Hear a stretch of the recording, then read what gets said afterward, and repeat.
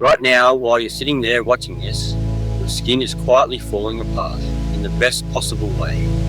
Dermatologists estimate the average adult sheds somewhere around 500 million skin cells a day, which works out to roughly 30,000 plus cells every single minute. A good chunk of the dust collecting on your windowsill is, quite literally, you. The outer layer of skin, the epidermis, is made almost entirely of dead cells that migrate up from below, flatten out, and flake away to make room for new ones underneath. It's a conveyor belt that never shuts off, which is also why a scraped knee heals instead of staying an open wound. Add it up over a year and you'll shed somewhere around 8 to 9 pounds of skin. Over an average lifetime, some dermatology estimates put the total north of 100 pounds. The entire outer layer typically replaces itself about once a month, so the skin on your hands right now didn't exist a few weeks ago. So next time someone says you haven't changed a bit since high school, they're wrong on a cellular level. You're wearing a completely different surface. Picture something strong enough to dissolve a razor blade sitting inside your body all day, every day, and never once burning a hole through you. That's your stomach. Gastric acid sits around a pH of 1.5 to 3.5, acidic enough to strip paint, and the only reason it doesn't digest the stomach itself is speed. The cells lining your stomach wall get fully replaced roughly every 3 to 5 days, based on gastroenterology research going back to the 1950s. That means your stomach lining right now is younger than the leftovers sitting in your fridge. It's a rolling rebuild. A thick layer of mucus plus constant cell turnover keeps the acid contained to the food you actually want broken down. When that balance fails from an H, pylori infection, heavy long-term NSAID use, or chronic stress, the rebuild can't keep pace with the damage, and that's when ulcers show up. Your entire digestive tract leans on this same trick of rapid planned replacement, but the stomach does it faster than almost anywhere else in the body because the acid inside is unforgiving. Slow that turnover down for even a week and the odds start shifting fast. Somewhere in your body right now, cells called osteoclasts are dissolving old bone tissue, while other cells, osteoblasts, are laying down brand new bone right behind them. This tag team process is called remodeling, and researchers estimate it fully replaces your entire skeleton roughly once every 10 years in adults, faster in children and slower as you age. So the femur holding you up today is, on a material level, not the same femur you had in your 20s. It's part of why bone density testing matters so much after age 50. The rebuilding side of the process gradually loses ground to the breakdown side, which is a major driver of osteoporosis. It's also why astronauts lose bone density fast in microgravity, with NASA documenting losses of around 1 to 2% of bone mass per month on long missions, because remodeling depends partly on gravity and mechanical stress to know where to rebuild. Weight-bearing exercise sends a direct signal to that cycle, telling it to reinforce the bone under load. 10 years from today, statistically, you'll be standing on an almost entirely new skeleton. You just won't have noticed the swap. Without you doing a single thing on purpose, your heart is going to beat somewhere around 100,000 times before you go to sleep tonight. Multiply that out and you get roughly 35 million beats a year, and something like 2.5 billion beats across an average lifetime. Each one of those beats pushes blood through a circulatory system that, laid end to end, would stretch about 60,000 miles, enough to circle the earth more than twice. Over the course of just one day, the heart moves somewhere around 2,000 gallons of blood, a figure the American Heart Association has cited for years. That's a small backyard swimming pool's worth of blood, pumped by an organ roughly the size of your fist, with no external power source and no scheduled maintenance breaks.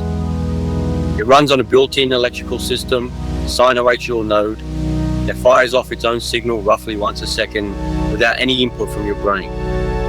Cut the nerve connection to a heart entirely, like in a transplant, and it will keep beating on its own rhythm. Your heart isn't just working right now. It's been running uninterrupted since roughly 3 weeks after you were conceived. Cut a starfish in half and it might regrow. Most people assume that kind of thing doesn't happen in humans, except it does inside your own abdomen. The liver, is the only solid organ in the human body that can regenerate to close to its full size, even after losing as much as 70 to 75% of its tissue, regrowing from as little as 25 to 30% of what's left. This isn't science fiction, it's the entire basis of living donor liver transplants, where a surgeon removes a portion of a healthy donor's liver, and both the donor's remaining piece and the transplanted piece grow back to nearly full size within weeks to a few months. Researchers have studied this regenerative process since the 1930s, and it still isn't fully understood at the molecular level. Remaining liver cells essentially enlarge and multiply rapidly to restore function fast. Then, the growth signal switches off once the organ hits roughly its original size. No other organ in your body does anything close to this. Your heart can't do it, your kidneys can't do it. But the organ quietly filtering your blood right now, sitting under your ribs on the right side, could theoretically regrow itself from less than a third of its own mass. Every second that passes while you watch this video, your body manufactures somewhere in the range of tens of millions of new cells, with some estimates for red blood cells alone, putting it at roughly 2 to 3 million new ones every single second.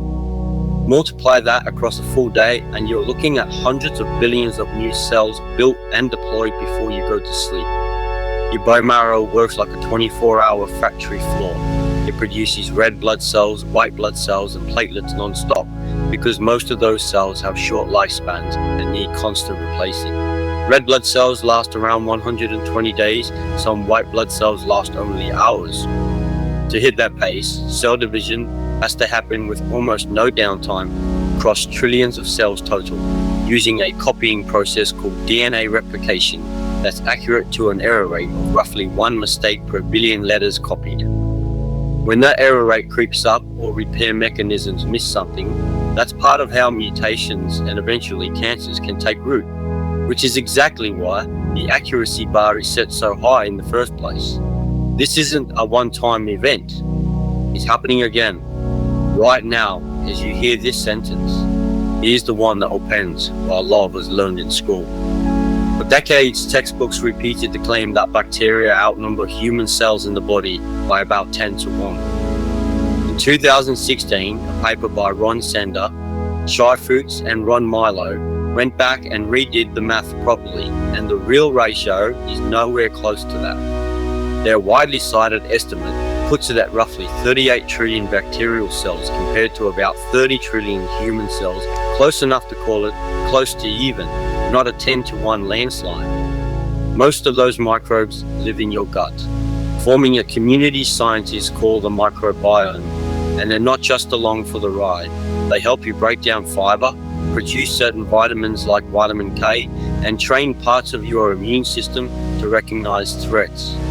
In other words, depending on how you count, you're not even mostly you by cell count. You're a walking ecosystem that happens to be shaped like a person. That's 7 facts your own body pulled off today without asking permission. If even one of these surprise you, do one thing.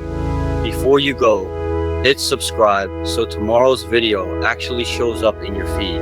Because we're breaking down why your brain edits your memories every single time you remember them. Which sounds small until you realize it means no memory you have is fully original anymore. Which one of these 7 facts are you telling a friend about today?